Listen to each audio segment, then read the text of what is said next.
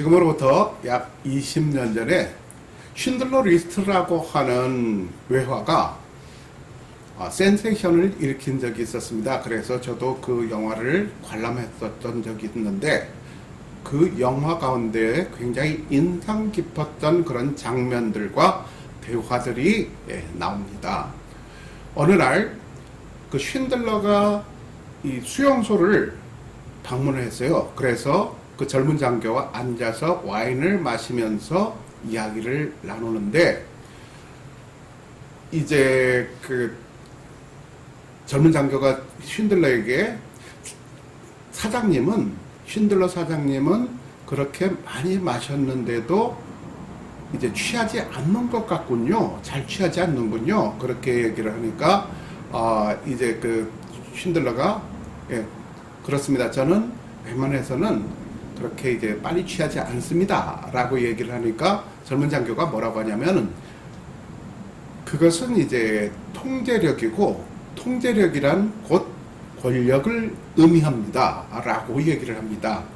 자, 그런데 그 젊은 장교 괴트라는 그 소위가 쉰들러에게 또 뭐라고 얘기를 하냐면은, 자기는 이상하게 그러한 이 통제력과 권력, 이 모든 것을 이 수용소 안에서 갖고 있는 어떻게 보면 절대적인 존재이다. 그런데 왠지 내 마음속에는 항상 불안함이 깔려 있습니다. 라고 그렇게 얘기를 합니다. 그러니까 그 쉰들러가 뭐라고 얘기를 하느냐면은, 예를 들면 이제 황제 앞에 이 죄수가 끌려옵니다. 그 죄수는 죄를 지었기 때문에 당연히 그 황제는 그 죄수에게 사형을 명령할 그런 권한이 있고, 그 황제의 한마디에 그 죄수가 죽을 수도 있고 살을 수도 있다. 자, 그런데 그 죽을 수밖에 없는 그 죄수를 황제가 또 너그럽게 살려줄 수도 있다. 그래서 그 황제가 그 죽을 수밖에 없는 죄인을 살려주는 것, 그것이 죽이지 않고 살리는 것, 너그럽게 살려주는 것, 그 너그러움을 드러내는 것이 바로 힘입니다. 라고 얘기를 합니다. 그러니까 이제 그 젊은 장교가 그 이야기에 굉장히 깊은 감명을 받았는지 그 이야기를 굉장히 곰곰이 생각을 합니다. 자, 그런데 어느 날 이제 그 장교의 말을 이렇게 관리를 하는 소년이 그 젊은 장교의 그 말 한 장을 떨어뜨렸어요. 떨어뜨려서 이제 그 말 한 장의 손잡이 같은 부분이 이제 되게 파손이 됩니다. 자, 그랬는데 이제 겁에 질려서 이제 살려달라고 막 그렇게 얘기를 합니다. 자, 그런데 젊은 장교는 이렇게 보다가 이 총 쪽으로 이렇게 그 권총으로 손이 가다가 그 쉰들러가 이야기한 그 대화 내용이 떠오릅니다. 그래서 이제 너그럽게 이제 죽일 수 있는 상황에서도 너그럽게 생명을 부여해 주는 것, 용서해 주는 것, 관용을 베푸는 것, 그것을 이제 그 대사를 이제 상기시키면서 괜찮다고 합니다. 그러니까 이제 당연히 자기는 이 그 젊은 장교의 그런 성격을 잘 알기 때문에 자기는 죽을 걸로만 알고 있었던 그 소녀는 깜짝 놀랍니다. 그러면서 너무 이제 감사하다고 그 장교에게 감사를 표시합니다. 자, 그런데 문제는 또 한 번 일어나게 됩니다. 어느 날 이제 그 젊은 장교가 그 소년에게 자기가 이제 나중에 1시간 있다가 샤워를 해야 되는데 그 1시간 이내에 거기 목욕탕을 전부 다 청소를 해놔라, 욕조를. 그런데 이제 그 1시간이 지나도 그 욕조가 이제 다 청소가 안 됐어요. 자, 그래서 이제 보니까 그 욕조에 그 얼룩이 이렇게 이제 젖어 있는 이 때탄 데를 이렇게 막 청소를 하고 있는 중에 그 젊은 장교 괴트가 이제 그 욕실로 들어갔습니다. 보니까 아직까지도 이제 욕조가 깨끗해 있지 않습니다. 자, 그래서 이제 그 욕조를 담당하는 그 소녀는 젊은 장교 괴테에게 또 사정을 합니다. 제발 살려주십시오. 제가 최선을 다해서 노력했는데 걸룩이 이제 잘 지어지지 않아서 계속 이거를 지우다 보니까 시간이 많이 갔습니다. 그래서 그렇게 이제 또 사정을 합니다. 그러니까 괴테가 뭐라고 하냐면은 pardon you, 그러니까 용서하노라라는 그러한 멘트로 이제 그 소년을 또 용서를 해줍니다. 그런데 그 소년이 또 한 번 놀랍니다. 갑자기 변화된 그의 모습을 보면서 믿을 수가 없는지 놀라게 되죠. 그래서 이제 다시 그 지역을 이제 마음이 변할까봐 이제 막 이제 그 목욕탕에서 뛰어나가 버립니다. 자, 그런데 그 괴테라는 그 젊은 장교는 곰곰이 생각하다가 이제 다시 이 발코니로 올라가서 발코니에서 이렇게 이제 그 도망가는 소년을 향해서 총을 쏴서 죽여버립니다. 자, 그래서 결국은 무엇입니까? 이제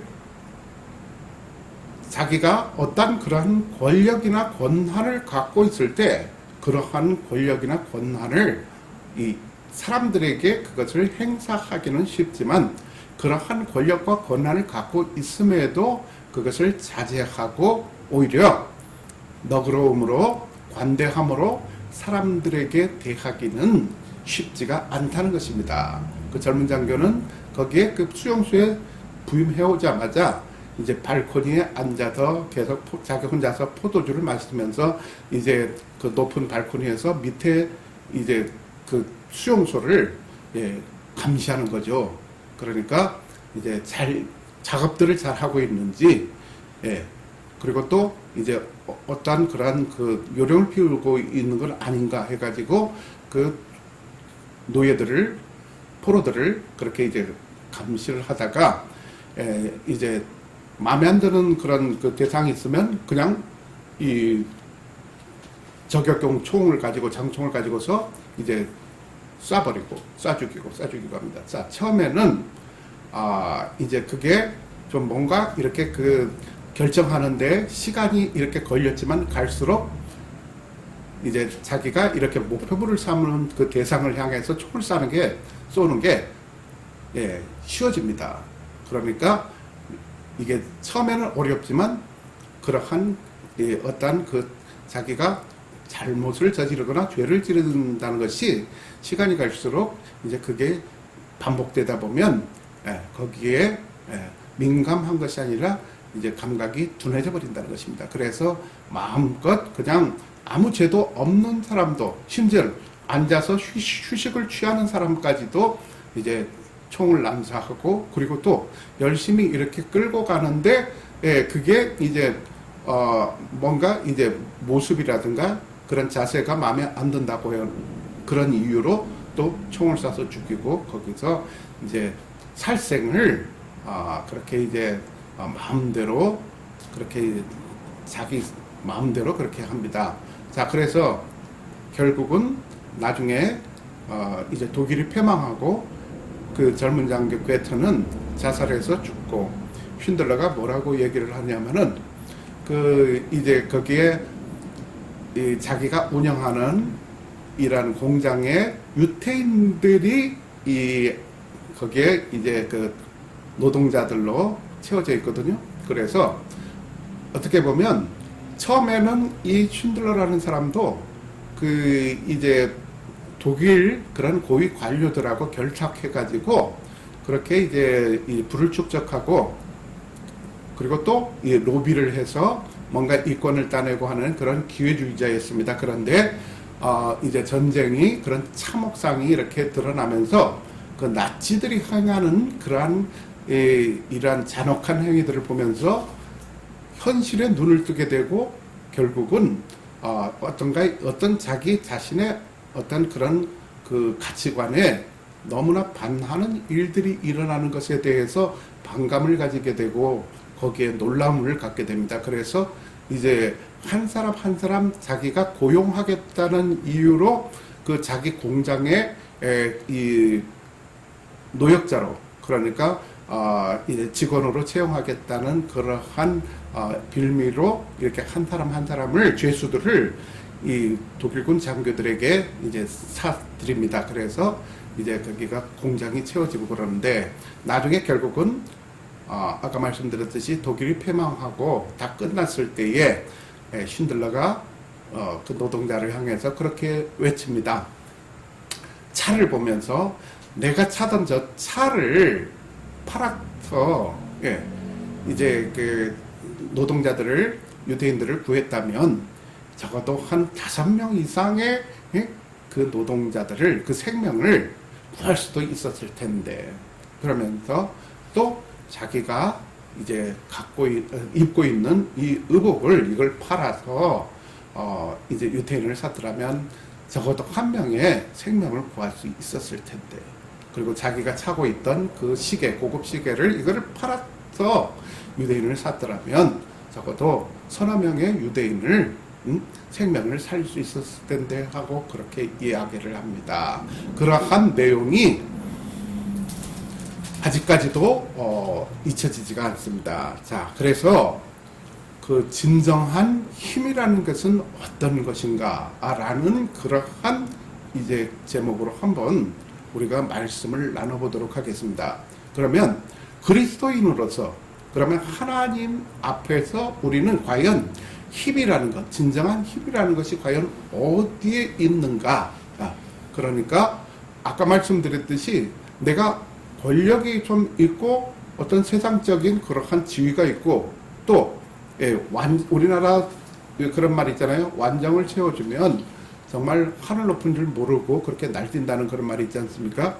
자, 그래서 이제 내가 완장을 찼을 때에, 어떠한 직책에 높은 데에 올라갔을 때에 그 아래에 있는, 내 밑에 있는 그런 약자들에게 얼마나 관대함을 드러낼 수 있는가, 그들에게 얼마나 너그러움으로 대할 수 있는가.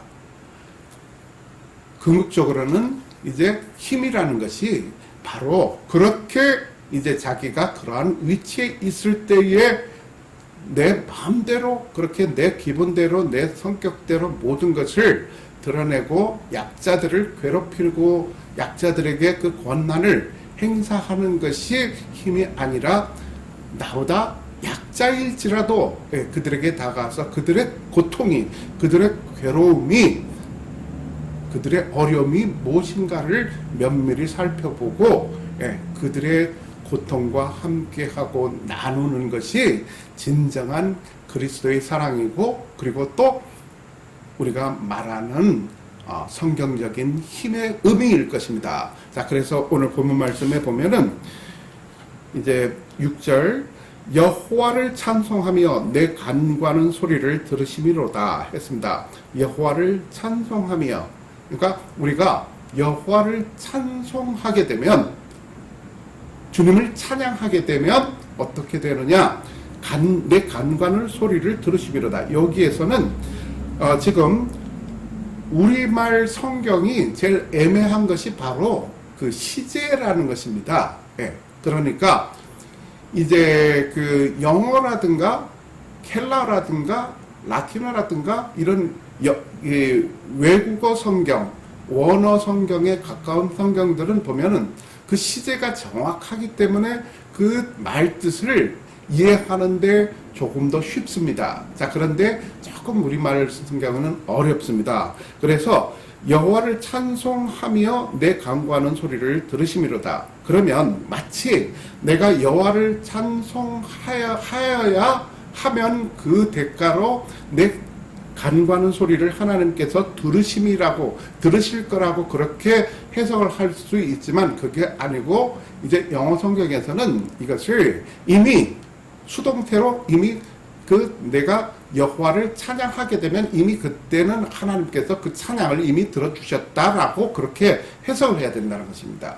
그래서 내가 여호와를 찬양하고 나서도, 그러니까 하나님을 높이 이렇게 하나님의 영광을 드러내고 나서도 과연 이것이 하나님께 전달이 되어 주었는지, 하나님께서 들어주셨는지 애매하는 그런 경우가 있지 않습니까? 그런 것은 진정한 이제 신앙이 아니고, 그러니까 이제 내가 여호와를 찬양함으로 말미암아 그 자체가 하늘나라의 상달이 되고 하나님께 전해지고 내가 하고자 하는 그러한 찬양의 내용이 그런 것이 모두 이미 하나님께 연락이 되어진다는 것입니다. 자, 그래서 7절에 보면 여호와는 나의 힘과 나의 방패이시니 내 마음이 그를 의지하여 도움을 얻었도다. 그러니까 여호와는 나의 힘과 내 방패라고 했습니다. 그러니까 나는 힘이 없을지라도 여호와께서 힘이 있으시지 않습니까? 그래서 이웃에게 관대하라고 여호와께서 그렇게 강조하는 의미, 내 이웃을 내 몸과 같이 사랑하라. 그리고 또 이제 원수가 내 오른뺨을 때리면은 내 왼뺨도 갖다 대라. 이러한 내용들이 무엇이냐면은 바로 우리는 전능하신 하나님께 그러한 권능을 받고 그러한 하나님의 힘 가운데에 우리가 이제 살아가고 있기 때문에 그렇다는 것입니다. 그래서 바로 이제 나의 힘과 나의 방패이시니, 그러니까 아까 말씀드렸죠. 하나님의 힘은 어떤 힘입니까? 그러니까 예수님께서 십자가에 달리실 때 그 장면을 한번 우리가 이제 논해 볼까요? 예수님께서 십자가에 달려 돌아가실 때에 많은 무리들이 예수님을 조롱하고 비방했습니다. 저 사기꾼 같은 인간. 그러면서 그렇게 능력이 있고 그렇게 이제 물 위도 걸어 다니고, 그리고 또 죽은 사람까지 살아나게 하고 병전자들을 다 고쳐줬다면서 왜 자기는 구원을 못해? 하면서 아주 조롱을 하고 침뱉고 아주 저주를 했습니다. 자, 그런데 그러한 사람들에게 예수님께서 저 같으면 이것들을 그냥 내려가서 한번 싹 이제 휩쓸어 보니까 그렇게 생각을 할 수도 있지 않겠습니까? 충분히 그만한 능력을 갖고 있지 않으셨겠습니까? 예수님께서. 그러나 그러함에도 불구하고 저희들이 저렇게 나를 비방하고 나를 조롱하고 한번 본때를 보여주자, 혼나봐라 해가지고 한번 그게를 이제 싹 쓸어버릴 수도 있습니다. 그래서 세상을 아주 그냥 막 흔들어 놓을 수도 있지 않겠습니까? 그러나 그렇게 그 조롱을 받는 가운데에서도 예수님께서는 그들에게 안갚음을 하시거나 그들에게 분노하시거나 그것이 아니고 오히려 그들을 위해서 그 십자가 위에서도 기도를 하여 주셨다는 것입니다. 저들의 죄를 용서하여 주시옵소서. 저희들이 지금 자기들이 하고 있는 죄가 어떤 것인지 지금 모르고 저러고 있습니다라고 하나님께 간절히 그들을 위해서 기도를 했다는 것입니다. 자, 그러니까 무엇입니까? 이게 결국은 그럼 예수님께서 힘이 없으시고 사람들이 그 당시에 표현했던 그 표현처럼 무기력한 모습이었습니까? 겉으로 보기에는 내용적인 면으로 봤을 때는 십자가에서 처참하게 달려 돌아가시니까 그것이 이제 무기력하게 보였을 수도 있죠. 그러나 거기서 예수님께서 그냥 말 그대로 우리 인간적인 그런 모습을 보이셔가지고 이것들을 이제 싹 쓸어버려야 되겠다 해가지고 싹 쓸어버리셨다면 어떻게 됐겠습니까? 우리가 과연 구원을 받을 수 있었을까 그 생각이 듭니다. 그래서 예수님께서는 끝까지 여기서 오히려 그들을 향해서 용서의 그러한 힘을 보여주셨다는 것입니다. 그러니까 눈에는 눈, 이에는 이라는 그러한 힘이 아니라 바로 그렇게 나를 비방하고 나를 그렇게 처참하게 십자가를 못 박을지라도 그들에게 오히려 관대하고 오히려 그들을 위해서 용서해달라는 그러한 기도를 드리셨다는 것입니다. 자, 그래서 지금 여기서 이제 7절 다시 보겠습니다. 여호와는 나의 힘과 나의 힘, 그러니까 힘이라는 것은 그 무소불이 막 그냥 막 휘둘러대는 그러한 힘이 아니라, 탱크와 그냥, 장갑차, 미사일, 핵폭탄 이런 거 가지고 그냥 한번 우리가 어떤 사람들인지 한번 볼래 해가지고 그렇게 힘을 그냥 막 그냥 그렇게 무소불위로 그렇게 휘두르는 것이 힘이 아니라, 정말로 영혼을 사랑하고 또 그들을 위해서 나를 비방하고 나를 해하려고 하는 사람들까지, 그들을 위해서까지도 용서를 빌어주고 그들에게 관대함을 드러내는 것, 그것이 힘이라는 것입니다. 그러한 힘을 말합니다. 나의 방패이시니, 그리고 힘이고 방패라는 것입니다. 그러니까 우리가 세상을 살아가면서 가장 이 믿음 생활을 하면서 어려운 것이 무엇입니까? 자, 내가 그렇게 간구하고 그렇게 기도를 했지만 과연 그 기도대로 이루어질까? 그리고 또 나는 정말로 선하게 살고 싶어. 그런데 다른 상대방들이 나를 그대로 놔둘까? 또 그러니까 내가 너무 착하다는 이유로, 너무 선하다는 이유만으로 나를 이용해 먹고, 나를 또 그렇게 이제 어려운 그런 궁지로 몰아내지 않을까? 다른 건 내가 이해하고 넘어갈 수 있지만 나를 무시하는 건 못 참아 라는 그러한 생각으로 그들을 위해서 용서하는 기도를 한다고는 하면서도, 그 용서하는 기도 자체가 이미 하나님께 그게 이제 전달되고 상달된다는 그러한 믿음도 없이 그렇게 기도는 기도대로 해놓고 또 내 마음이나 내 믿음은 과연 그게 이루어질까? 그렇게 나 혼자 그렇게 정직하게 살고, 나 혼자 그렇게 선하게 살고, 나 혼자 그렇게 의롭다는 명분으로 그렇게 죄를 짓지 않고 양심의 가책 하나도 없이 그렇게 살아간다면 그게 나만 손해보는 것이 아닐까 해가지고 다시 내 자신의 그 세상적인 그러한 마음으로 돌아와서 내 자신의 그 쉴드를 치지 않겠습니까? 자, 그런데 여기서는 그러한 모든 것을 하나님께서 우리가 하나님을 찬송하고 찬양함으로 말미암아 하나님께서 우리에게 힘을 주시고, 그리고 또 그러한 세상의 그러한 어떤 위협에 거기서 하나님께서 우리를 보호해 주시고 또 우리의 방패가 되어 주신다는 것입니다. 자, 그래서 내 마음이 그를 의지하여 도움을 얻었도다. 내 마음이 그를 의지했다 했는데, 여기서는 영어 성경에서는 그 의지한다는 것이 트러스트를 말합니다. 그러니까 내가 내 마음이 그를 믿음으로 말미암아 트러스트 인이라고 했대요. 자, 그래서 의지하여 도움을 얻었도다. 그러니까 우리가 믿음이 없이는 하나님께 도움을 구하기가 어렵다는 것입니다.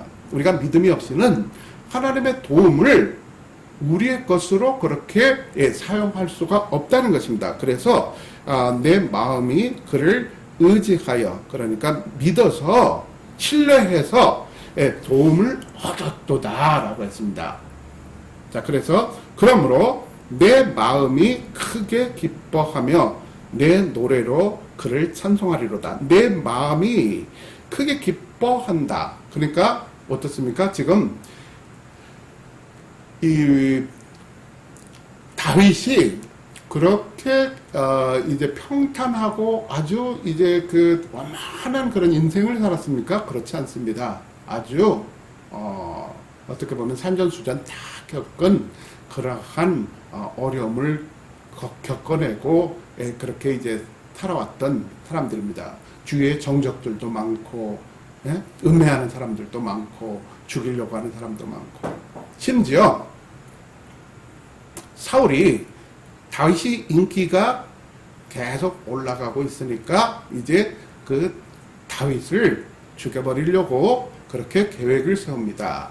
자, 그래서 다윗을 끝까지 쫓아갑니다. 다윗은 쫓기는 신세가 되죠. 네, 도망자 신세가 됩니다.